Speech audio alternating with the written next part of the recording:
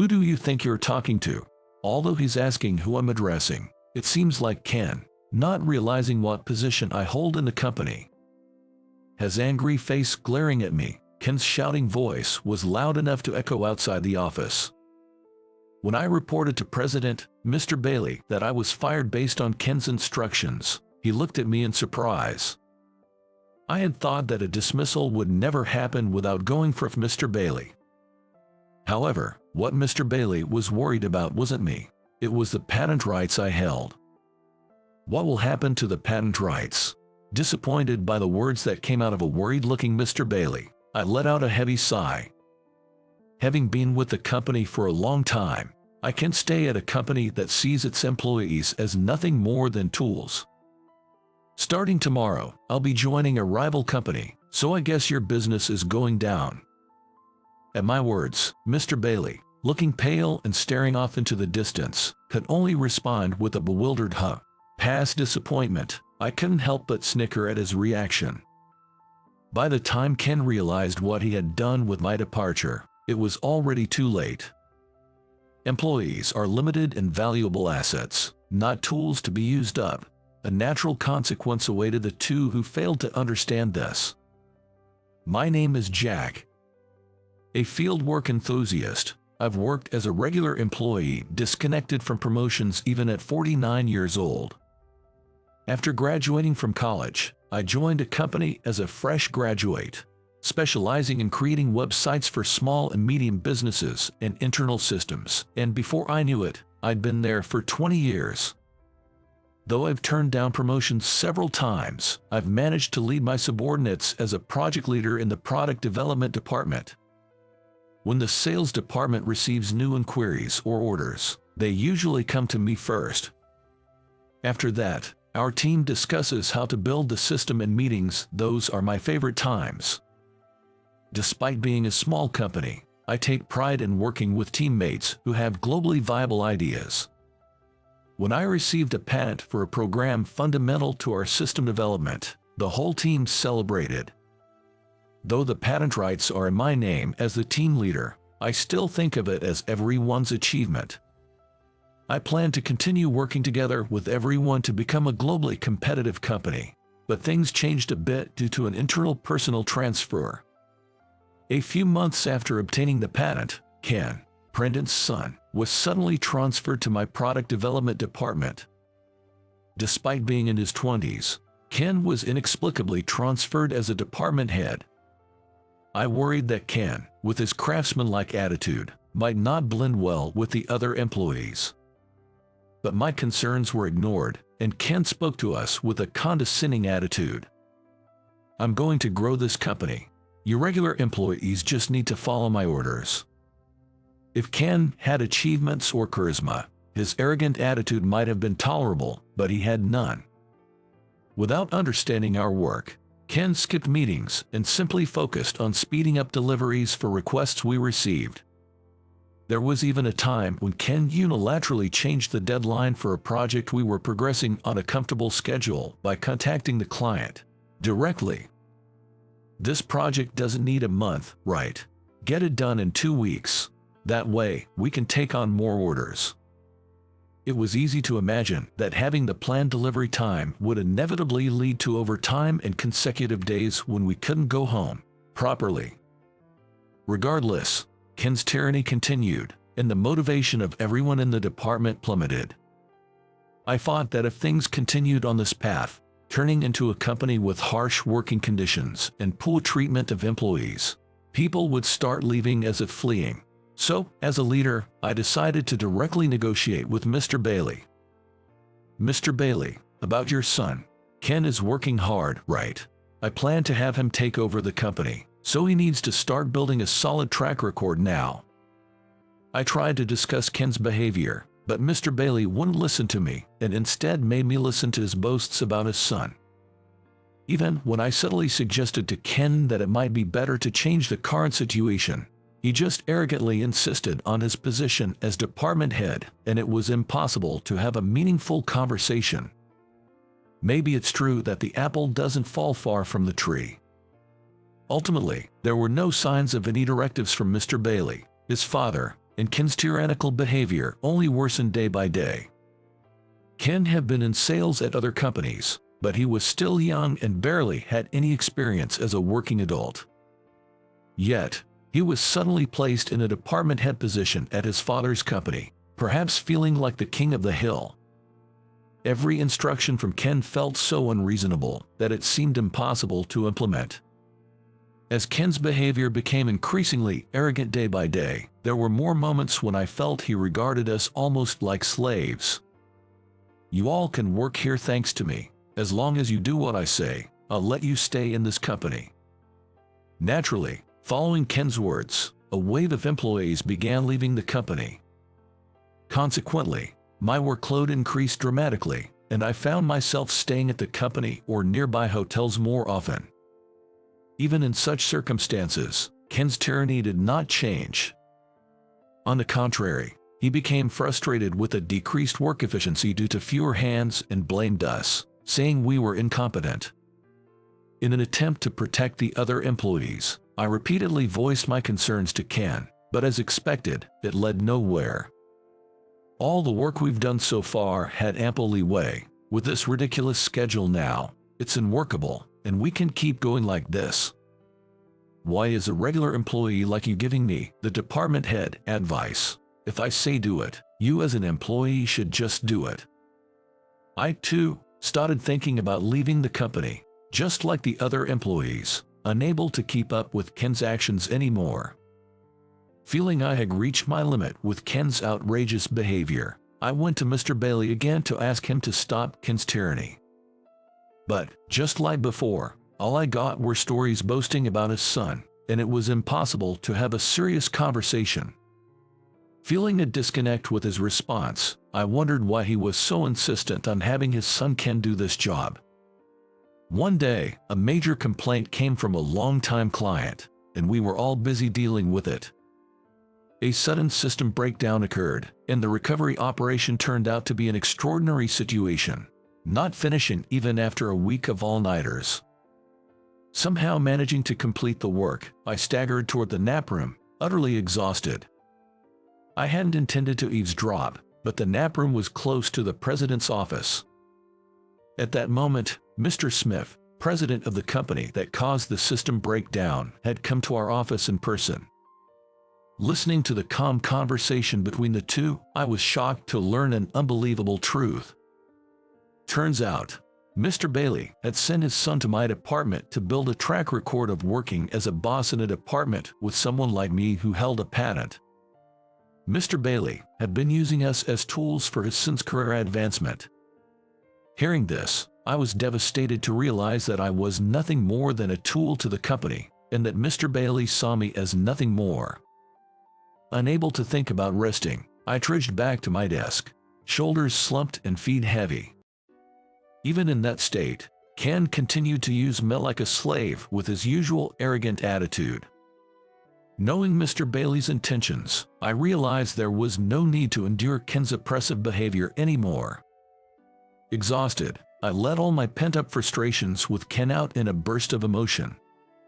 "Ken, we've reached our limit. This workload is insane. If you're so insistent, why don't you try doing some of it yourself?" Who do you think you're talking to?" Overtly grumpy, Ken yells at me, glaring at me with an irritated look on his face. Ken's voice was so loud that it leaked out of the office, attracting the attention of all the employees present. Although he's asking who I'm addressing, it seems like Ken is the one who doesn't understand what kind of presence I am and how much I've contributed to the company. Disgusted with Ken's attitude, I looked down and sighed softly. Then, Ken, looking at my face, let out a big sigh. "Fine. We don't need an employee like you in this company. Useless old man like you should just leave." Although it was a sudden notice of dismissal from Ken, in a way, it was the reaction I had anticipated. It wasn't about whether I was needed by the company, but whether I would stay. I never thought I'd be told to leave by Ken, though I had been considering quitting. "So, I'm fired, and it's an order from the department head, right? Are you really okay with me leaving this company?" Ken, not understanding the significance of my words, waved me off with a smug look. Of course, who do you think you are? We have plenty of regular employees. One less won't make a difference. Understood. After bowing deeply to Ken, I headed straight to the president's office. Barging into Mr. Bailey's office, he looked at me with wide eyes, clearly surprised. Then, I told Mr. Bailey everything about Ken's oppressive behavior and everything that had happened so far. I thought he finally listened to me, but his response was unexpected. So it is, but you are here, right? Ken is only 27. It must be just youthful actions. You've been with the company for quite some time. So as a senior, please guide him. Mr. Bailey, either not understanding my point or deliberately ignoring it, said something completely off base. At this moment, I fully realized that Ken was president's son and sighed deeply. I've been directly told by Ken that I'm fired, so I'll be resigning voluntarily. Please handle the paperwork and my severance pay. Is that so? If Ken said that, then it can't be helped. By the way, what about the patent rights you hold? It seemed Mr. Bailey, as the company president, had no particular feelings about me leaving the company. Instead, what he was really concerned about wasn't me, but the patent rights I held. What will happen to the patent rights? Disappointed by the words that came out of a worried-looking Mr. Bailey, I let out a heavy sigh. I couldn't stand working at a company that only saw its employees as tools any longer. Since I'm apparently not needed here, I'll be joining a rival company starting tomorrow. I guess your company is in trouble now. Mr. Bailey finally seemed to understand my words and turned pale, trembling as he realized the gravity of the situation. What? Wait a minute, what are you saying? The revenue from the patent I hold accounts for over 60% of the company's profits. Neither Mr. Bailey nor Ken seemed to understand that. And it was Mr. Bailey himself who had left the handling of the patent entirely up to me from the beginning, not knowing what to do with it. I was frustrated that there were no rewards from the company for this, so I registered the patent under my own name. Of course, without me, the company would no longer have the right to claim that patent. I interrupted him just as he was about to say something. Then, I thank you for everything up to now. Then I quickly left the president's office. I could hear Mr. Bailey saying something behind me, but as I was leaving the company, it no longer mattered to me. Previously, I had vented to a friend about my dissatisfaction with Ken's strange behavior over drinks. My friend, Troy, and I have been drinking buddies for ages, getting together almost every month. Though I couldn't share confidential details, Troy is a close friend I can talk about anything. Troy understood that something was wrong with my workplace. That's totally illegal and a terrible company. Jack, don't push yourself too hard, he said during one of our drinking sessions, which ended up being more of a vent than a consultation. Then, suddenly being serious, Troy made a proposal. Hey, if you're okay with it, why don't you come work at my company? Troy's company is a rival to mine. We've competed in bids for big projects several times. Though we're rivals, the employees at the ground level get along fairly well. It's only the upper management that treats each other like archenemies. I was honestly happy about Troy's offer. Just knowing there was a company that needed someone like me was comforting. At this time, I was still not thinking about leaving the company I had been with for so long. Of course, Troy knew about the patent I held. He once mentioned that his company had considered headhunting me. He didn't push it then, letting the conversation fade. But now, Troy had promoted to the position of HR director at the rival company. Recently, the executives at the rival company, hearing about the declining performance of Mr. Bailey's company, urged Troy to recruit me again. They seemed interested in bringing me, with my experience and achievements, and my patent into their company. According to Troy, if I joined his company, they were willing to offer double my current salary. It was an attractive offer, but since it was discussed over drinks, I only half believed it at the time. A month after this job offer, Troy called me for a serious talk. About our last conversation, the executives also find your skills and patent attractive. If you're willing, would you seriously consider it? Such an opportunity with great benefits might never come again. Still, leaving my current company felt like betraying my colleagues with whom I had worked so closely. I had been pondering over Troy's offer for several days when Ken told me I was fired. On my way to the president's office to discuss my resignation, I immediately called Troy. It turned out I could start the new job as early as the next day. Seeing Mr. Bailey's pale face, I felt slightly guilty, but in the end, if they cared more about the patent than my presence, it was their own doing. After gathering my belongings, I decided to leave for the day. As I passed through the hallway, I coincidentally ran to Ken, who seemed pleased with himself for having driven me out, smirking as he looked at me. Maybe he felt satisfied since the only person who ever talked back to him was leaving. Disgusted with Ken, I didn't bother to respond. With everything that had happened, I had no regrets left and went straight home after thanking my colleagues. On my way back, I ignored several calls from Mr. Bailey. His voicemails contained apologies, but for me, it was already a closed chapter, and I didn't return the calls. About a month after I started working at the rival company, Mr. Bailey called me again. "Jack, won't you reconsider? Without you, Ken can't make any significant achievements." Hearing his words, treating me not just as an ordinary employee but as a tool for his son, left me speechless in disbelief. There were offers of better conditions for returning, but they paled in comparison to what I was receiving at my new job. "I'll consider returning on one condition. If Ken resigns from the company, I'll think about it." Furious at my response, Mr. Bailey quickly changed his tone, shouting over the phone, "Who do you think you are? You're mocking me. I can't let my son resign." As expected, Mr. Bailey's company's profits plummeted without my patent. There were issues like unpaid salaries, and the company struggled to survive. A week after Mr. Bailey's call, surprisingly, Ken reached out to me. "Why is the company falling apart just because you're gone?" Ken's voice sounded desperate, yet he still spoke condescendingly. "That's why I asked you if it was really okay for me to leave. I didn't know about the patent you held.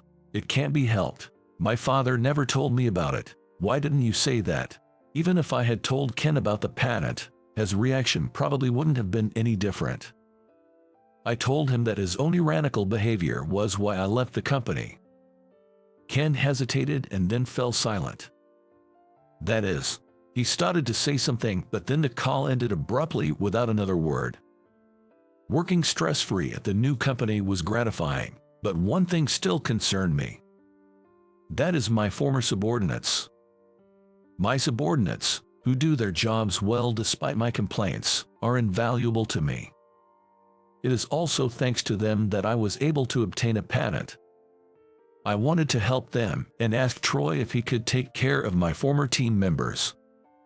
To my surprise, Troy had already planned to hire them. Even more, he planned to acquire the entire company. The scale was larger than I expected, but it turned out there were ongoing discussions about merging the two rival companies. My moving to this company had accelerated those plans. At the signing ceremony for the merger, Mr. Bailey looked displeased but seemed somewhat grateful for avoiding bankruptcy. Days later, during a major staff realignment, I reunited with my former subordinates. Unexpectedly, Ken was also transferred under me. When we met again, he was no longer arrogant but timid and reserved. Curious, I invited him to the break room for a chat. He shared how his past actions had become a burden, and he had kept his distance from other employees. In his previous job in sales, he struggled without much success and was almost sidelined. It was then that Mr. Bailey invited him to join his company. Ken, who had previously been sidelined in his sales job, must have felt lonely and fearful after suddenly being made a department head.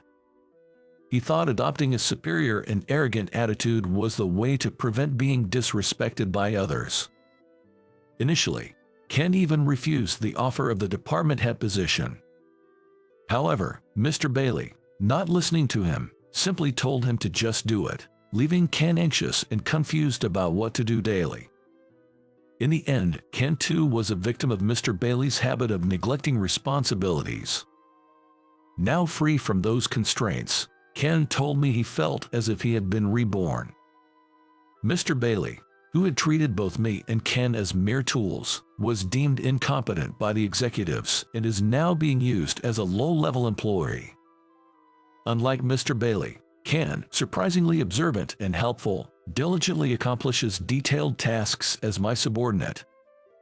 Everyone was initially a bit confused by the sudden change in Ken's attitude. After a few days, when it became clear that Ken had genuinely changed, he naturally became part of our team. I am now leading a new project team at my new company. Unlike before, the company recognizes and appreciates the work I do, which has positively impacted not only my motivation but also that of my colleagues. 3 years after changing jobs, having successfully developed new technology, I started an internal venture with my team, including Ken. We secured new patents, allowing us to grow not only as a company but also together as a team. Work is busy and challenging, but the sense of achievement and fulfillment makes every day enjoyable.